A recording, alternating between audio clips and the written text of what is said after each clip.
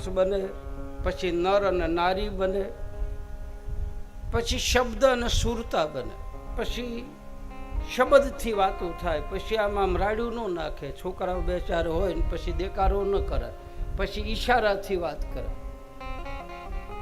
એટલે શબ્દ અને સુરતા બને. પછી બે જતી અને સતી બને,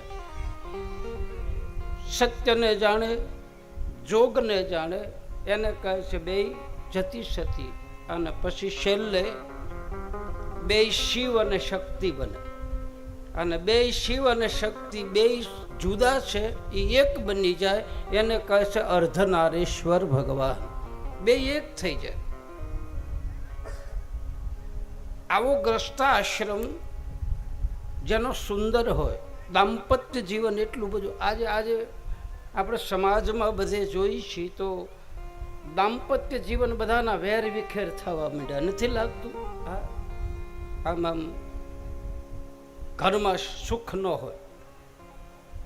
પરણીને લાવ્યા છે, કરોડો રૂપિયાનો ખર્ચો કરીને દીકરાને પરણાવે, દીકરીઓને પરણાવે, પણ સંસારનો સાર જાણતા તો નથી.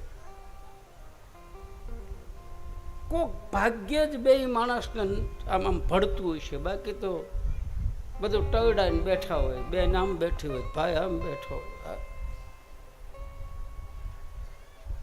જીવન આમ બગડતું. આપણે સુધારો થયો ઘણો, પણ સુધારાની હારવાર આપણા જીવન તો આપણું જીવન ઊંચા થઈ ગયા. આમ વીવીઆઈપી બધામાં વૈયાઈ ગયા આપણે, અને જવું જ પડે. પરિવર્તન હોવું જરૂરી છે, કોઈ મનાય નથી, પણ હારો ગ્રસ્તાશ્રમનો મહિમા તો જાણવો પડે કે નહીં? ખાવ કાગડા કૂતરા જેવું જીવન જીવવું. ભૂલું થાય, બેનની ભૂલ થાય, ભાઈની ભૂલ થાય, તો એક નહીં જેવી વાતમાં પછી ઘરમાં કંકાસ ઊભો કરવો. બે માણસ બેસીને સમાધાન કરી નાખે તો ક્યાં કાંઈ વાંધો છે? હાલ ભાઈ, એક ભાઈ ને બેન ને બેન આમ છૂટાછેડાનો કેસ હાલે, અને ગામમાં હારું ને ગામમાં પિયર, અને ગામમાં એક જ બસ આવે, સવારમાં 6:30 બસ આવે, અને જ્યાં એનો તાલુકો હોય ત્યાં જાય, અને ત્યાં બે હામાં કોર્ટમાં ઊભા રહે. પછી મુદત પડે ત્યારે પાછા એ બે ઈની બસમાં પાછા જાય છે, ઈની બસમાં બે હારવાર. ઓલો મોર બેઠો હોય તો ઓલી વાહે બેઠી હોય, ઓલી વાહે બેઠી હોય તો ઓલો મોર બેઠો. ઘણા સમય સુધી કેસ હાલ્યો ખાધા ખોરાકીનો. બેન બિચારી દાડીયું કરે, ભાઈ મજૂરી કરે, મજૂરીના ભેગા કરે, બધું વકીલને દેવા પડે, એનો વકીલ જુદો, આનો વકીલ જુદો. પછી એક દિવસ બેએ વિચાર કર્યો, છેલ્લી મુદત આજ કે ફેંસલો કરવો છે, આજ સાહેબને કહેવું છે અમારું કાંઈક કરો. સાહેબને ખબર હોય કે હવે આની પાસે કાંઈ નથી, એટલે વકીલ તરત તમને એમ કહે સમાધાન કરી નાખો. પણ પહેલાં કહેવાય ને, આ મરી ગયા, આ તૂટી ગયા, તારી પાસે ધક્કા ખાઈને તૂટી ગયા, મુદતી ઉપર મુદતી તે નાખીને છેલ્લે વકીલ પાસે શું કે હવે કાંઈ થાય એવું નથી, સમાધાન કરી નાખો. પણ પહેલાં કહેવાય ને, ખિસ્સા ખાલી થઈ ગયા. હવે એમાં ભાઈ પાસે બિચારા પાસે પૈસા નહીં, અને મોર બેઠેલો, વાહે ઓલી બેન બેઠેલી, કંડક્ટર ટિકિટ કરતો એની પાસે આવ્યો. એ બેનને ટિકિટ આપો, તા કે 2 ટિકિટ આપો.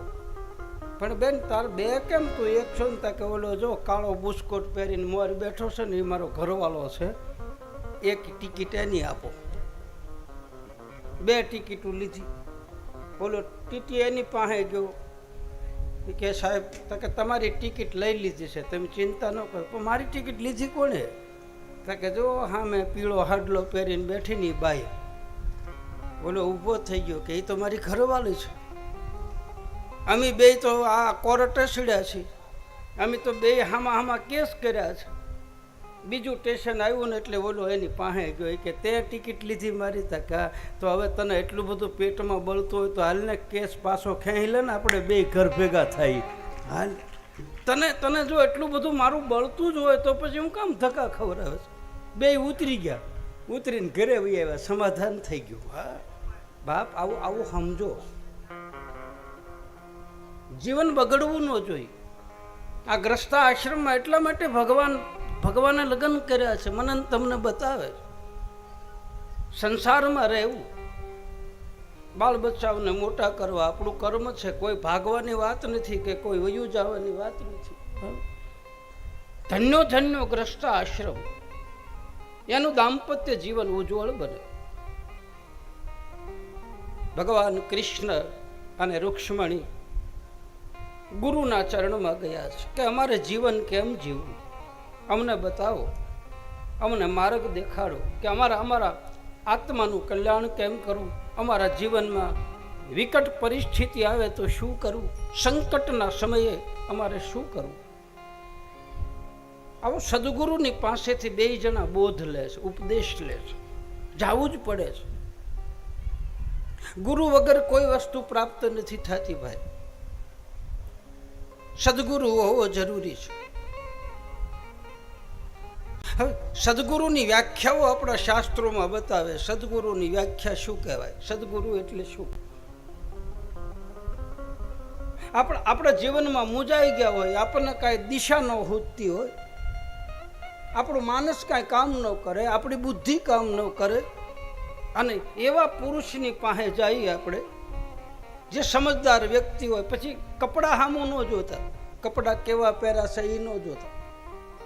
લાલ પહેર્યા હોય કે કાળા પહેર્યા હોય કે સફેદ પહેર્યા હોય.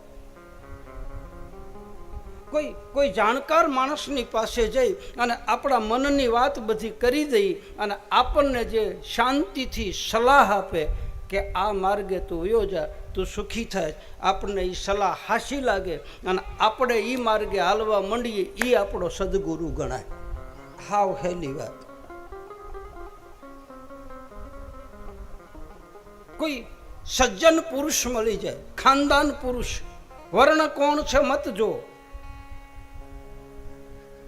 જેના વિચારો ઊંચા હોય. સતી તોરલે કીધું કે સોજા અને સુલક્ષણા, જેના હાડમાં ન હોય હલકી વાત, એવા નરને મોડા કેમ મળીએ જાય મારે હરગાપુરનો હંગાત. જેના હાડકામાં હલકી વાત ન હોય એને આપણો ગુરુ બનાવો.